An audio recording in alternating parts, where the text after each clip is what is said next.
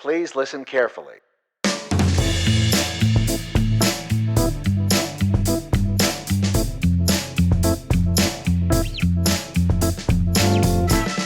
¿Qué tal, Natalia? ¿Cómo estás? Encantada, un placer de estar aquí contigo. No, gracias a ti por dedicarnos tu tiempo. Estamos grabando en estudio, en Iberian Media.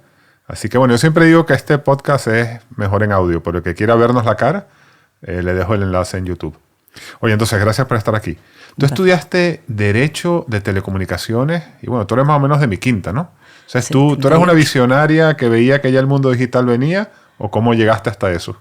Bueno, más que visionario, yo creo que lo que a mí me pasó fue un cúmulo de circunstancias cuando era jovencita que me llevaron a ser lo que soy y a lo que me dedico a día de hoy, ¿no? O sea, yo vengo de provincia, vengo de Granada, que es una ciudad que es fantástica, abierta, pero sí que tiene una parte que es tremendamente conservadora, ¿no? Entonces, mi padre nos llevó allí a la familia porque allí es donde había una universidad en toda Andalucía para que pudiésemos estudiar.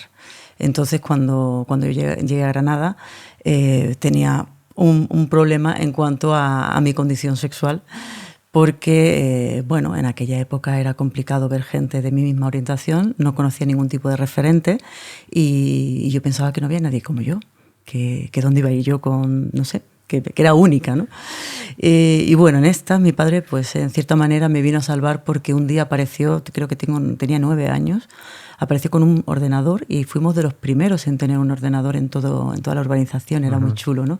Yo empecé a usarlo, a jugar, me trajo un manual de programación en BASIC y me empecé a enamorar del tema de la tecnología.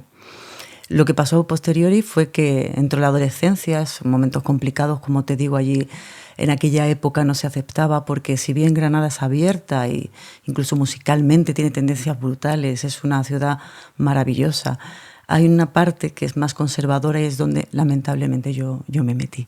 Entonces, claro, lo que me sucedía a mí es que no podía desarrollarme y expresarme y vivía siempre con una vida doble. Entonces, esto del ordenador no fue, yo creo que una casualidad, fue una cosa que de repente trajo a Internet y en los años 90 descubrí Internet y fue una absoluta locura para mí porque me di cuenta que había gente como yo en el resto del mundo, o sea que no era la única, que teníamos Chueca en Madrid, el Soho en Londres, teníamos Castro en San Francisco y que había mucha gente como yo y de todo tipo de profesiones, de disciplinas. Entonces para mí se me abrió, digamos, la mente totalmente. Yo había decidido estudiar Derecho sin mucha vocación, te tengo que confesar. Pero bueno, estudié Derecho porque se me daban muy bien las letras. Soy una persona que, bueno, pues tenía cierta elocuencia y que era una carrera que me daba tiempo suficiente para decidir qué iba a ser de mayor, porque yo no lo sabía. Entonces, mientras estoy estudiando Derecho, de repente voy hilando las cosas, llega a Internet en los 90, empiezo a meterme en ese chat tradicional, que no recuerdo cómo se llamaba, antiquísimo. Sí, el IRC, o el MIRC, que era todo en texto, y uno escribía y había como distintos cuartos, lo llamaban cuartos, ¿no? Que eran como distintos chats. Okay. Correcto, ahí podías encontrar a todo tipo de gente y a todo tipo de especialidades, de cosas, de temas que hablar, y ahí fue donde conocí, empecé a hacer amigas, contactos aquí en Madrid y vi que había gente como yo y me di cuenta que a mí lo que me estaba apasionando de verdad era la tecnología y que Internet, en cierta medida, y quizás soy un poco exagerada, Internet me salvó la vida. Porque yo pensaba que estaba recluida sola en Granada y que no iba a tener un futuro más allá y de repente estaba estudiando Derecho, telecomunicaciones, me encanta la tecnología, vamos a sumar esto y además vamos a matar 2 pájaros de un tiro. Porque consigo esto, estudiar lo que realmente me gusta y consigo marcharme a Madrid, que era mi sueño, era como el sitio donde podía ser verdaderamente libre, ¿no? Y para mí fue realmente importante ese momento, el momento en que le planteé a mi familia si puedo estudiar una maestría aquí en Madrid. Ok, y tú cuando llegas a Madrid, ¿es esa libertad que tú habías idealizado y que habías visto en Internet? ¿O te encontraste otra cosa? Me encontré muchísimo más. O sea, yo estaba emocionadísima, tanto que alguna vez lo he contado que, bueno, cuando iba a Chueca, a la plaza, y estaban allí las amigas esperando y tal, subía los escalones y tenía el pulso súper acelerado de la emoción porque al final, Joseph, son muchos años sin decir nada y ocultando una condición y es duro, ¿no? Y de repente poder ser tú, ser tu esencia, simplemente tú, me parecía absolutamente maravilloso. Ok. Bueno, pues yo creo que está claro por qué llegas a Madrid. Y yo creo que hay una mezcla, ¿no? Uno siempre estudia cosas por diversas razones. A ti te interesaba la tecnología, pero había una parte personal, ¿no? Bueno, yo me fui también a estudiar a Caracas persiguiendo conseguir una chica, ¿no? Que conseguí. Así que Bueno. son buenas razones. No peores que las otras. Bueno, y oye, profesionalmente, ¿cómo arranca tu vida? Pues mira, arranca primero una beca que no creo que tenga aquí mucha trascendencia, ¿no? Empiezo de becaria y paso rápidamente al Grupo Prisa en una época muy interesante donde había una rivalidad muy grande entre El Mundo y El País. Y El Mundo había sacado ya su edición digital y tenía todos sus diarios digitales y estaba de hecho ganando en posicionamiento y en visitas usuarios únicos. Entonces Prisa se decide a lanzar una unidad que se llama Prisacom, para poder promocionar todas sus marcas, sus contenidos, El País, el AS, el 5 Días, y hacer lo mismo que hace El Mundo, pero desde el Grupo Prisa con esa marca que te digo, con Prisacom. Y allí arranco yo mi primera experiencia laboral, que es Derecho Tecnológico, Propiedad Intelectual, Datos, Tecnología a tope, y donde disfruto muchísimo, muchísimo, y mi carrera crece, pero crece por verdadero, porque vamos, me pagaban poquísimo, o sea, era terrorífico, lo pasé muy, muy mal. Pero disfrutaba tanto de mi trabajo y de lo que aprendía que bueno, fui escalando porque era mi sitio natural donde tenía que estar. Bueno, vamos a volver a Prisa porque tuviste una segunda etapa. Pero de ahí sales al poco tiempo, bueno, relativo poco tiempo, pues te vas a Tuenti. Eso es. Entonces, cuéntanos para los que son muy jóvenes y no lo vivieron, y también para los que no son de España, ¿qué era Tuenti? Pues mira, Tuenti fue una red social, la primera red social española, que vino en una época en la cual estaba haciéndose todavía Facebook, ya lo tenían en Norteamérica y se estaba extendiendo, pero en un verano determinado un estudiante español que estaba en Harvard con Zuckerberg y el CTO de Facebook vio lo que estaban haciendo, vino un verano y de repente cogió velocidad unos cuantos socios y montaron Tuenti. Tuenti era una red social dirigida a un público de en torno a los 20 años. Lamentablemente había bastantes menores, lo cual hizo muy complejo la gestión de la red social y permitía que de repente pues, los chavales se registraran, compartieran fotos, su vida, sus vídeos, todas sus anécdotas, sus comentarios. Absolutamente todo lo compartían en Tuenti. Y fue una grandísima revolución en España porque eso no se había vivido nunca. Sí, en España los jóvenes de esa época no usaban Facebook, usaban Tuenti. O sea, eso parecía prometedor. ¿Pero qué hacía un abogado en Tuenti? Pues yo me imagino lo que hacía una persona de marketing, lo que hacía un programador, un diseñador de producto digital. Pero un abogado en ese entorno, ¿qué hace? Pues imagínate. ¿Tú eres el adulto en la chiquillería o no? Más o menos. Una cosa así. A mí me encargaron montar el departamento jurídico y el de privacidad, porque llegó un punto en el cual, en cuanto a lo jurídico, ahí pasaba de todo dentro de la red. Había acosos en el colegio, había bullying, había acosos, intento de acoso sexual, había todo tipo de conductas buenas, pero también muchas ilícitas.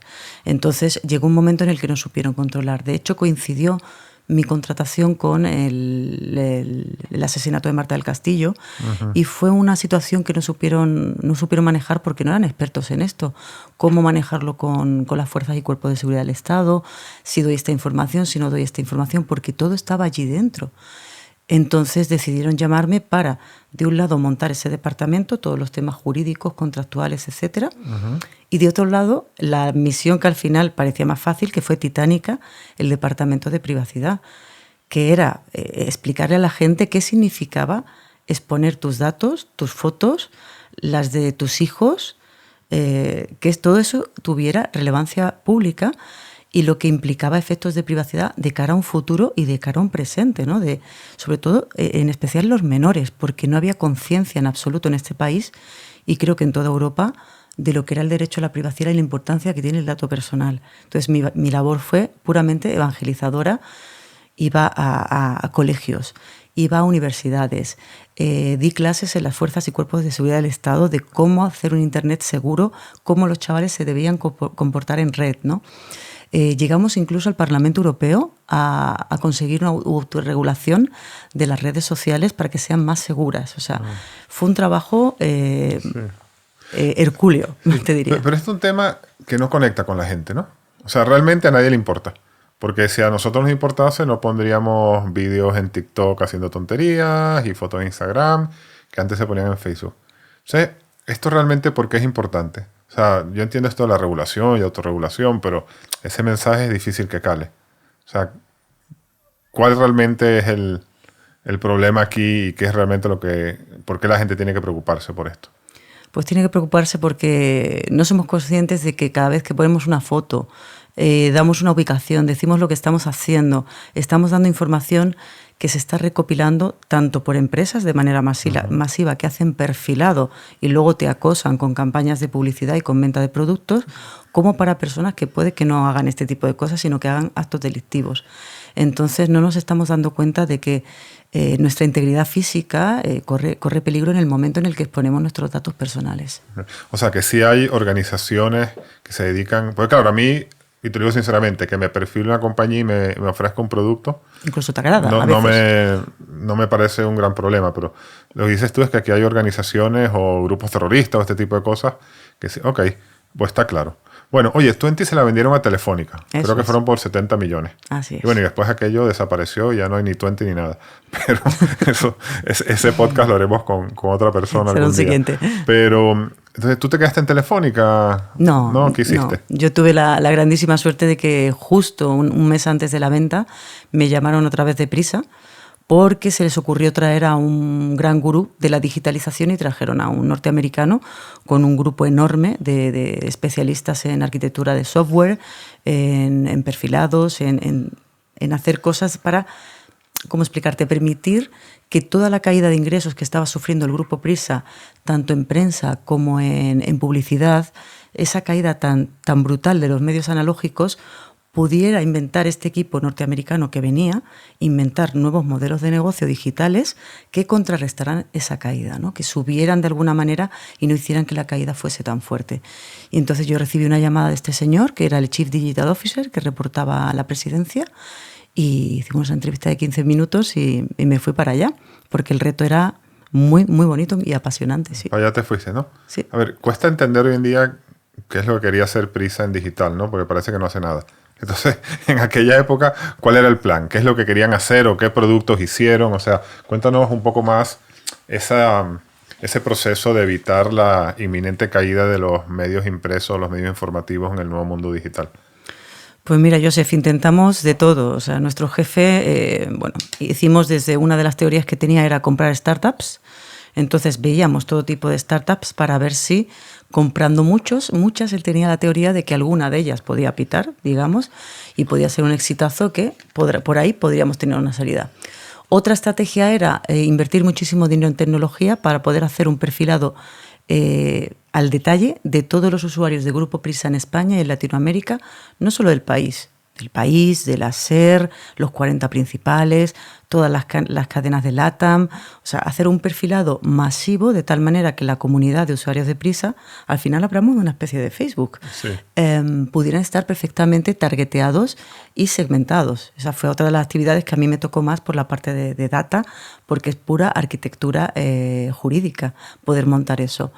Llegamos también a hacer proyectos de Media for Equity, aportando, quedándonos con capital de determinadas startups a cambio de un plan de medios en todos los medios del Grupo Prisa. Y lo último, también hicimos hasta una página de cuponeo de aquella época, se llamaba Planeo, la hicimos nosotros mismos y hicimos absolutamente de todo, pero lo que más fue la inversión en tecnología. Sí. Pero esto indudablemente no funcionó, ¿no? Porque Prisa sigue estando en crisis, no es referente en el mundo digital. Bueno, ahora tienen el periódico de pago, quizás es el máximo éxito, ¿no? Siguiendo un poco el modelo del New York Times, pero el New York Times le tomó como 10 años que el periódico de pago fuese rentable y recuperar el nivel de ingresos. Entonces, ¿por qué nada de esto funciona en Prisa? Porque ha funcionado, o sea, han habido muchos negocios digitales que han sido rompedores y que se han surgido, pero no ha sido dentro de los medios de comunicación en general y no ha sido dentro de Prisa concretamente. Correcto. ¿Cuál es tu valoración de aquello? Pues mira, yo lo veo como cuando se dice el time to market, no fue el momento adecuado para llegar, porque Prisa en el año 2010, cuando esto acontece, está sumida en una crisis por una deuda tremenda que tiene. Entonces, la preocupación de los ejecutivos máxima es salir de esa deuda y la refinanciación para poder salir adelante y salir a flote y mantenerse en la bolsa, cotizando. Y luego hay una barrera importantísima, y es que la gente que estaba allí, que son gente que lleva 30 años, toda la vida, de repente le llega una especie de gurú norteamericano que además les habla en inglés. Ellos no aceptan este cambio. Sí, porque aquellos eran de ir a comer 2 horas con puro y pacharán. Exactamente. Eso lo ha contado Silvia Velasco, que es la que nos presentó en su entrevista, creo, o Alicia García. Una de las que pasó por prisa comentó que aquello era muy de puro y pacharán. Sí, efectivamente, yo estaba más en la planta sexta y el olor a puro se extendía por toda la planta, y eso es mítico. Sí. Y efectivamente, cuando te llega un señor con ideas disruptivas, locas, futuristas, que en ese momento no aplicaban o no eran aptas para aquella época, esta gente te dice, no te ayudan, te ponen obstáculos, te ponen barreras, no paraban de ponernos palitos en la rueda. Y después de 4 años, mi jefe se agotó, no podía más. Y la última inversión que faltaba hacer en tecnología se le negó, y ya dijo, mira, yo marcho porque no puedo hacer más de lo que he hecho. Bueno, y con este panorama que entraste a Prisa muy motivada, bueno, que sonaba bien, ¿no? El mayor grupo de comunicación de España, quiere hacer algo importante y al final no se hace. ¿Te desilusionaste de Internet o seguiste por ese mundo? Pues mira, cuando se marchó mi jefe, Kamal, que hay que recordarlo, tengo mucho cariño, yo me quedé un poquito huérfana porque, claro, me quedé con la gente que estaba en contra de Kamal, entonces no era del grupo de los queridos.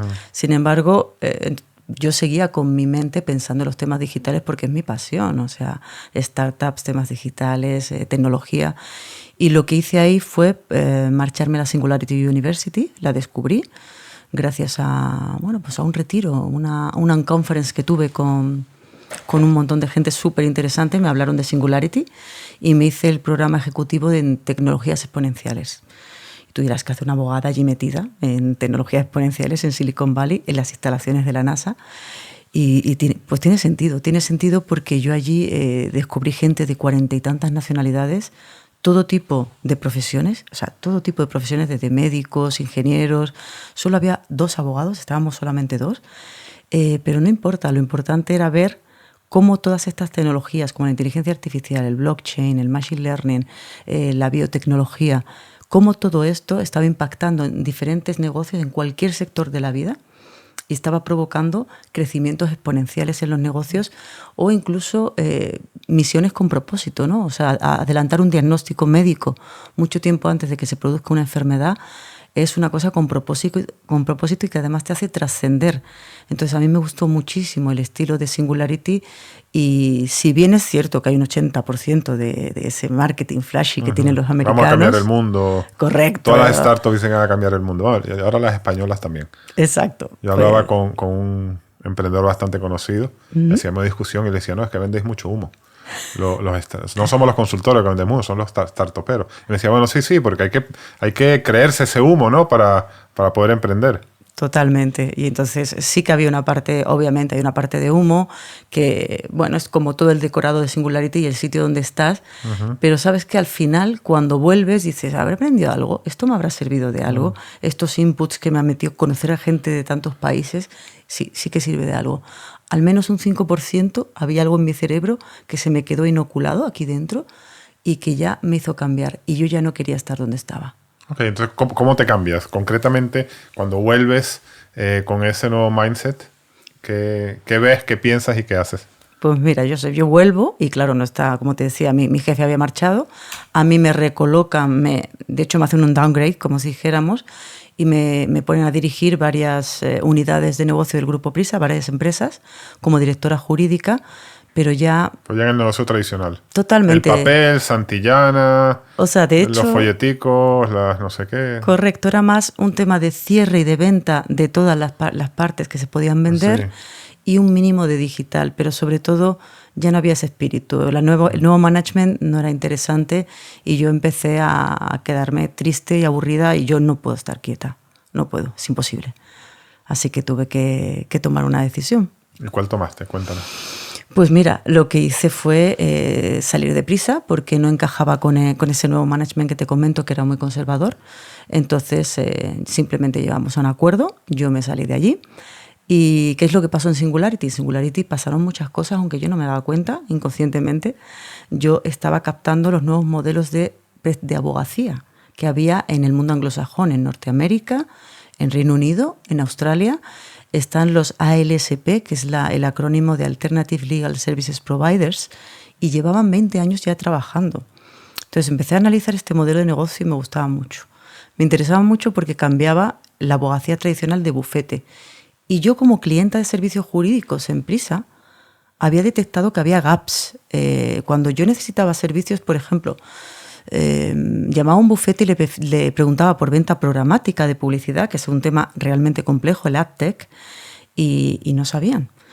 Y luego hay otro gap, y es que si ellos facturan por horas, cada hora que yo les esté explicando o que ellos me pregunten o que haya una ida, una vuelta, o sea, a mí me genera el efecto taxímetro y me daba pánico. Uh-huh. Entonces me di cuenta que ahí había un nicho donde se requería una altísima especialización en negocios digitales y tecnológicos, abogados que realmente pudieran hablar en el mismo lenguaje con el CTO, con el de experiencia de usuario, con el director de producto, con los de monetización. Ese hueco no existía. Abogados que fueran rápidos de negocio, que fueran a la misma velocidad del Scrum que lleva el diseño de producto. Y ahí me di cuenta que yo podía montar el ALSP, replicar el modelo de negocio. Yo no invento nada, yo solamente he copiado. Y lo que he hecho es replicar, analizar los business case que se hicieron en todo el mundo de ALSP para traerlo a España y poder importarlo a España con los condicionantes y la idiosincrasia española, que es muy diferente a la anglosajona. Y eso es lo que hice. Pero antes de hacerlo, pues yo decía, ostras, Natalia, no puedes ser tan arrogante, porque puede que no vendas ni un servicio jurídico, que nadie te haga caso. Vas a pasar de ser clienta a ofrecer servicio jurídico de una manera diferente, pero sí, es ofrecer, vas a ser capaz de vender. Entonces ahí fue cuando me hice socia de un par de bufetes muy prestigiosos españoles. Monté mi práctica, que es Derecho Digital, Propiedad Intelectual, Propiedad Industrial, Negocios Digitales y Privacy, Cybersecurity.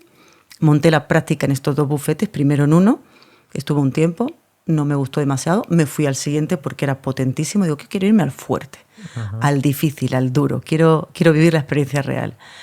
Y bueno, lo monté y efectivamente empezó allí a cambiar todo. El bufete de repente tomó color, yo empezaba a dar charlas y entonces te venía un Google, te venían startups, o sea, ese momento, digamos, esa pose tan tradicional empezó a cambiar una pizquita y a teñirse de color con charlas muy divertidas, venían fondos, venían startups, empezó a cambiar aquello muchísimo y yo empecé a analizar cómo era el modelo de negocio de la abogacía tradicional, que es piramidal, con una base con muchos abogados, que tienes que trabajar por horas facturables, tienes un contrato que te obliga a facturar 2.000 horas al año, uh-huh, a una tarifa que en mi caso, por ejemplo, en aquella época, te hablo hace 6 años, mi tarifa era de 600 euros masiva.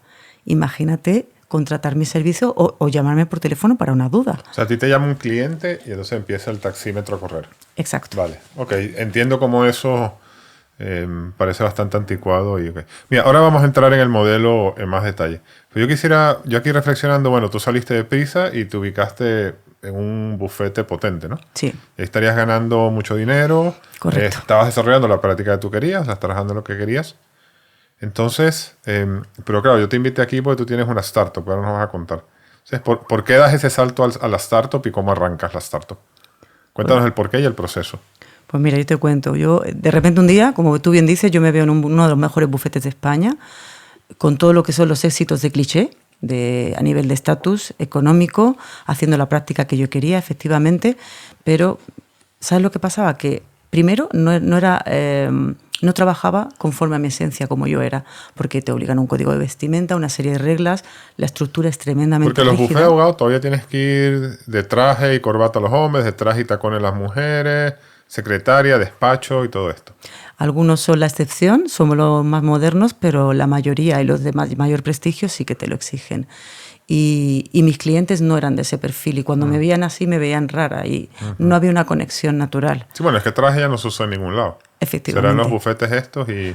Es incómodo. No sé, es que yo creo que ni en los bancos ya se usa traje, pero bueno. Entonces a mí lo que me pasó es algo bastante paradójico y es que yo un día me encontré diciendo, económicamente estoy fenomenal, posición fenomenal, tengo todos los bienes materiales que se supone que hay que tener para ser una persona de éxito.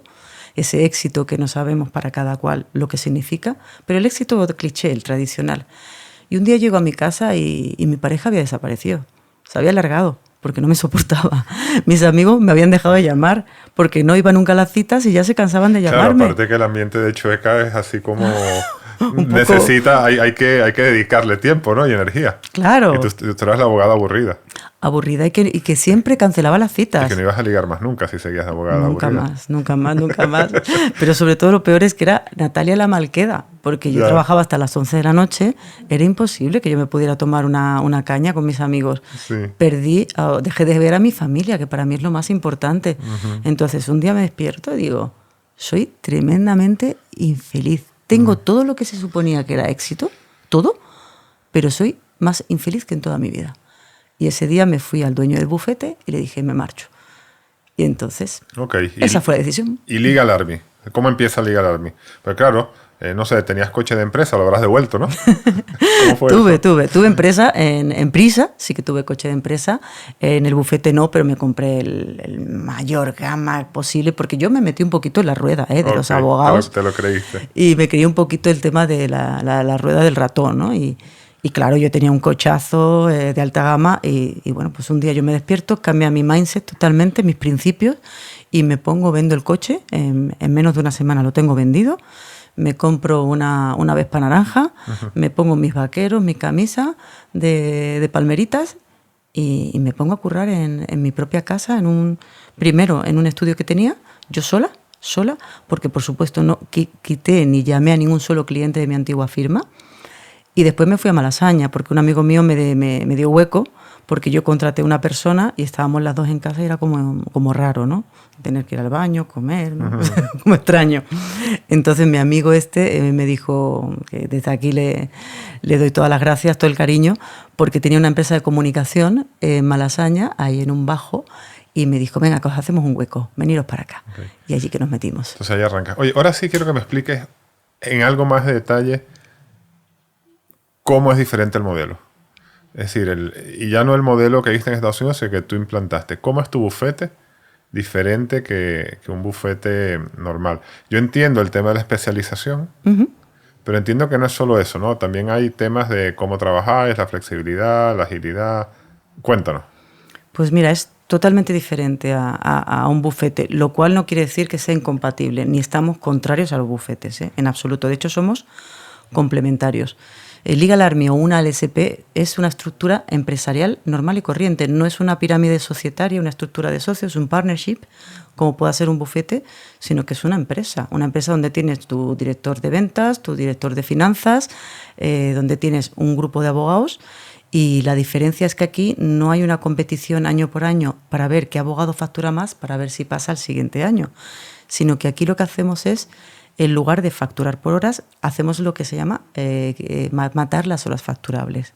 Y lo que hacemos son retainers, lo que son igualas de toda la vida, para los clientes, donde le decimos no hay límite de horas ni de consultas, eso sí, revisaremos una vez al año para que sea una cosa equilibrada, de tal manera que tú y yo seamos partners y que tú me llames cuando quieras con la tranquilidad de que cuando te llegue la minuta no va a ser una barbaridad. Entonces, ¿eso qué implica? Implica muchísimos cambios. Primero, una organización férrea y estricta de las tareas, porque nosotros trabajamos por volumen. Yo tengo ahora mismo una cantidad de unos 60 y tantos clientes fijos todos los meses que pagan una igual mensual fija. Por lo tanto, eso implica una gestión y ordenación gestión de proyectos impecable. Entonces, tenemos una persona que se dedica a la gestión de proyectos, introducimos la metodología Agile. Todos los lunes hacemos nuestro Scrum y diariamente los abogados hacen el Scrum, y las tareas de los abogados es, cuanto más eficiente sea y más rápido sea y más ayude a mi compañero, antes me voy a disfrutar de mi tiempo libre, porque yo considero que la abogacía no puede ser una esclavitud de estar durante la noche, fines de semana. La abogacía tiene que ser una profesión que te haga ser feliz y que te lo pases bien. Entonces, con este sistema se cambia todo, se revoluciona absolutamente todo, porque como te digo, los abogados en lugar de competir colaboran para ver cómo pueden ayudarse para salir adelante con los objetivos del día que el Scrum les asigna, ¿no? 1, 2 y 3, estas son las prioridades. Tú acabas y te marchas. Entonces, claro, cambia radicalmente el sistema. Y por la parte económica, yo lo que tengo es, al arrancar cada mes, un volumen de igualas que es muy, muy potente, que cubre todos los costes de infraestructura y los salarios, y además da un beneficio. Y además de esto, cada mes entran lo que se llama los one-off, proyectos puntuales que te puedan pedir cualquier cliente. Quiero un contrato de esto, quiero cualquier otra necesidad, Natalia, necesito que me ayudes con este asunto, con este proyecto, nos metemos. Y eso es otro beneficio adicional. Entonces el modelo de negocio funciona impecable. ¿Cuál es el truco? Que es una empresa que está armada en metodologías de trabajo que tenemos registradas como secreto industrial, un orden exquisito, la utilización de la tecnología y sobre todo ir enfocados a negocio, dejarnos de pagar al peso los informes legales. Nosotros lo que hacemos es sacar tu negocio adelante. No te vamos a dar un tocho enorme que no vas a entender, porque tú lo que quieres como ejecutivo es que me vienes con un negocio disruptivo tecnológico y es que nadie te ha sabido ayudar y yo te lo voy a sacar adelante. Y eso es lo que hacemos nosotros. ¿Los clientes son muchas empresas de tecnología o tienes también grandes empresas? ¿Cuál es el perfil? Tenemos una grandísima mayoría, una inmensa mayoría, digamos un 90% tecnológicas, de base tecnológica, pero hay otras que son del sector hotelero, de grandes multinacionales, porque este sistema de igualas se ha demostrado que es tremendamente eficiente y eficaz para las asesorías jurídicas de las grandes empresas cuando están súper desbordadas y no quieren incurrir en costes de headcount, de contratación interna. Sí. Ellos lo que hacen es dejar, digamos, un trozo de la parte del trabajo que no pueden asumir y nos lo dejan a nosotros. Entonces te pagan una igual al mes y nosotros le hacemos, digamos, todo ese trabajo que ellos no pueden llegar a hacer para que se centren en el foco, en lo estratégico.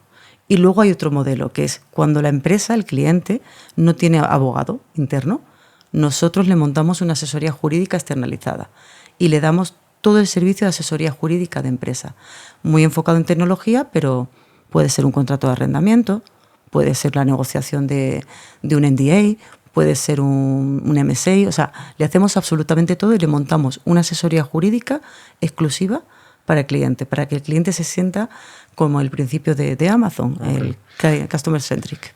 Esta eficiencia que hablas, que básicamente es de trabajar en Agile, ¿no? Eso que es curioso, ¿no? Porque así ya trabajan muchas empresas hace mucho tiempo, ¿no? Pero parece que en los bufetes esto ha llegado con este modelo y a España lo has traído tú. ¿Esto repercute en menores fees para los clientes? Mucho menores. O sea, te podría decir que estamos calculando, porque hacemos informes ejecutivos, utilizamos KPIs para que, por supuesto, los clientes lo vean a final de año, y un 80% de descuento, de diferencia. ¿De diferencia?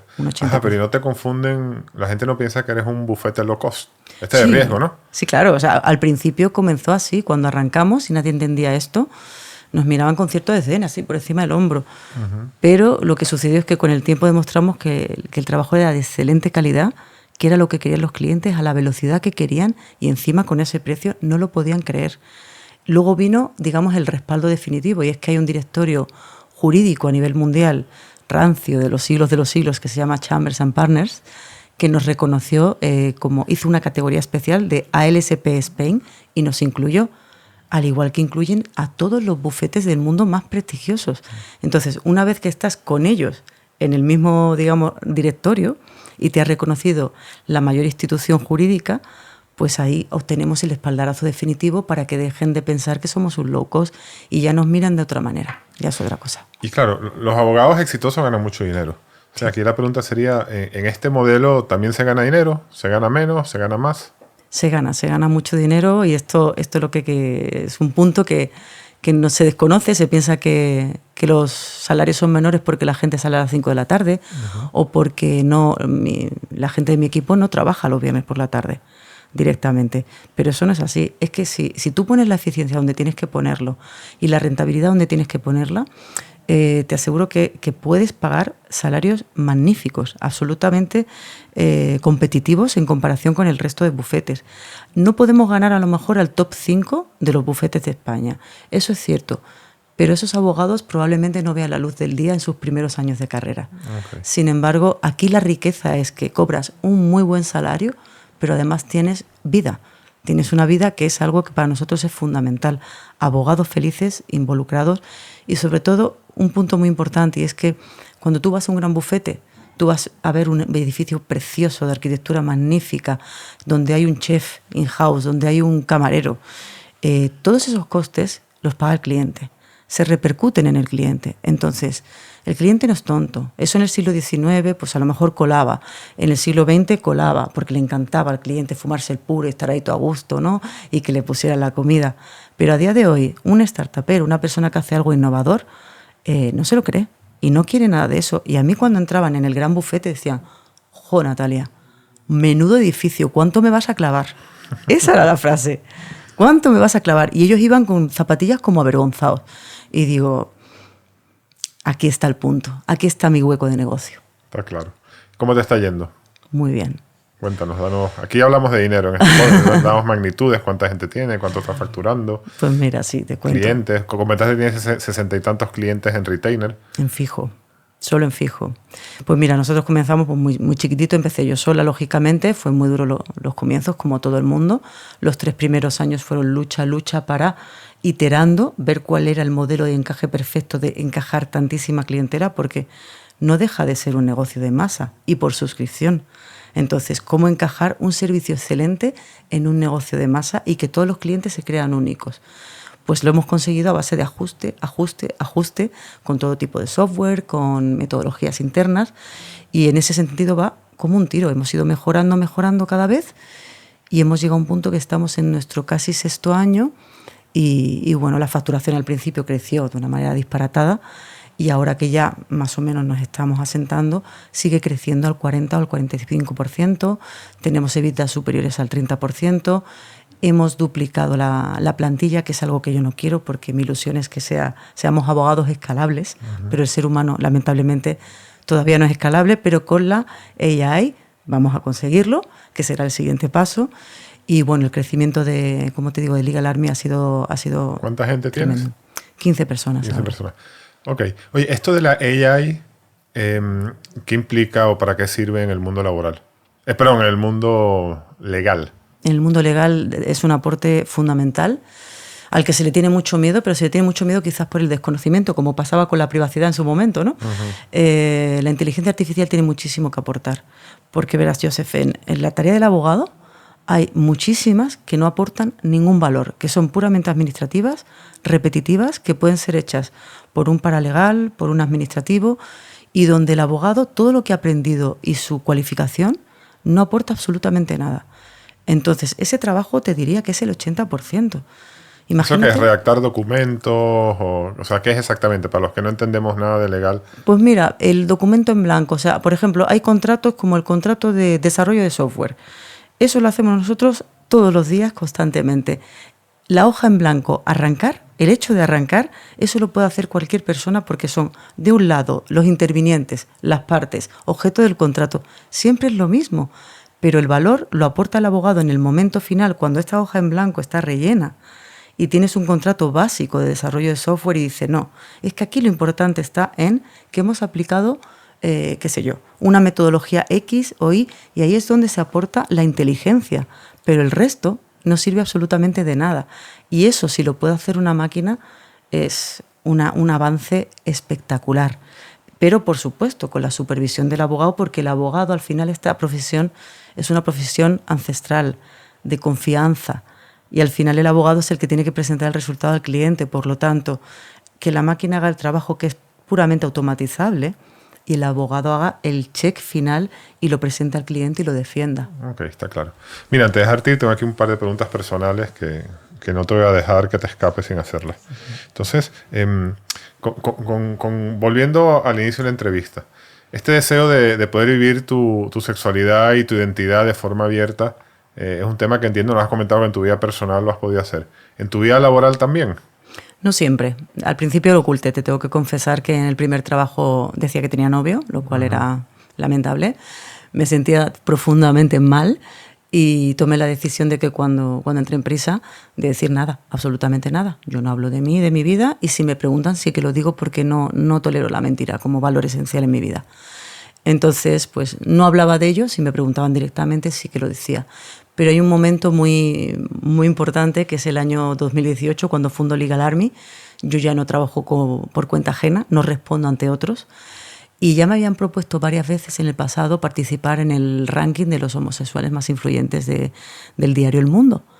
Y yo decía que no, que en absoluto, que yo no podía hacer eso. Ahí fui muy cobarde, te reconozco. Pero bueno, es que no, tampoco es fácil dar la cara así, de repente salir en el periódico de esa forma. Y en el 2018 me lo volvieron a pedir. Salí, que fue el año que 2 ministros también salieron en ese listado, y yo salí como la tercera mujer más influyente de una lista de, no sé si eran 50, y ahí fue una salida del armario brutal, tremenda, a empujones y en mitad de la Gran Vía. Y bueno, lo hice por un motivo muy claro, y es que yo cuando era jovencita no tenía referentes, o los referentes que había, que lucharon mucho y hay que agradecerles mucho, yo no me parecía a ellos y no me identificaba, entonces pensaba que no había gente como yo. Yo lo hice por si había chavalas en provincias que habían pasado o estaban pasando lo mismo que yo pasé en mi juventud. Oye, ¿tú crees que, volviendo a la parte de Prisa, que tu condición sexual influyó en que en cierto momento desconectases con el establishment más conservador de la compañía? ¿Tú crees que hubo algo de eso o lo has pensado? O... Sí, bueno, claro, lo he pensado sobre todo porque había determinadas personas muy concretas que entraron, fueron las personas que facilitaron también mi salida. Pero después de darle mucha vuelta yo pienso que no, que aquí lo que pasaba era más una cuestión de celo profesional. A mí me dieron un premio muy importante sin haberme yo postulado para nada, y eso picó mucho a estas personas. Y el castigo fue: no queremos esta competencia aquí, no queremos esta moderna, esta de la tecnología, mejor fuera. Más que el tema de la orientación, fue un tema de miedo, yo creo. Ok, bueno, muy bien. Oye, Natalia, muchísimas gracias por venir al podcast, contarnos tu historia. Muchas gracias a ti. Y bueno, yo creo que tu historia personal es muy interesante. Y después el mundo legal, que, mira, de eso nunca habíamos hablado en el podcast, 100 y pico de episodios, casi 140. Así que espero que la gente lo haya entendido y le haya interesado la parte legal. Pero oye, muchísimas gracias por compartir. Muchas gracias a ti, Joseph. Ha sido un placer y me ha encantado estar contigo y participar de Outliers. No, gracias. Oye, para terminar, cuando tú piensas ahora que estás en esta etapa de startup y piensas en el éxito en general, o sea, ¿qué es para ti el éxito? ¿Cuánto de este éxito has alcanzado? ¿Y qué crees que te falta para sentir que lo alcanzaste plenamente? Pues mira, yo como te comentaba, yo tenía un concepto de éxito muy diferente cuando estaba en bufete, y por eso cambié mi vida radicalmente cuando llegué a mi casa y no había pareja, ni amigos, ni nada. Y por eso monté Legal Army, porque hice un reseteo total y mis valores y principios cambiaron. Desde ese momento yo monté Legal Army porque yo quería cambiar la manera de hacer las cosas, cambiar la forma en la que se hacía el derecho, avanzar, que los abogados tuvieran libertad, que fueran felices, que lo pasáramos bien. Y lo más importante de todo, tener libertad. Yo, poder ser yo misma, que mi equipo fuera libre y se identificara con su propia personalidad y sea cada uno como quiera ser. Y lo más importante, pues sobre todo es eso, tener tiempo para la familia, los amigos, hacer el trabajo con mucho amor, hacerlo con propósito, porque lo estamos haciendo de una manera que está cambiando la manera de hacerse el derecho.